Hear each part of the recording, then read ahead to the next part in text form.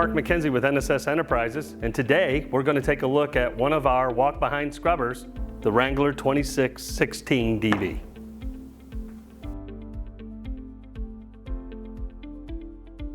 The Wrangler 2616 DB has a 26-inch scrub deck and holds 16 gallons of cleaning solution.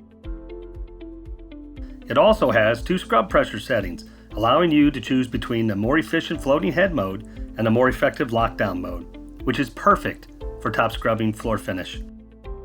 The twist grip throttle control makes the machine easy to maneuver. The Wrangler 2616 DB features simple switches and levers to control the machine, and all the controls are marked with easy to recognize icons.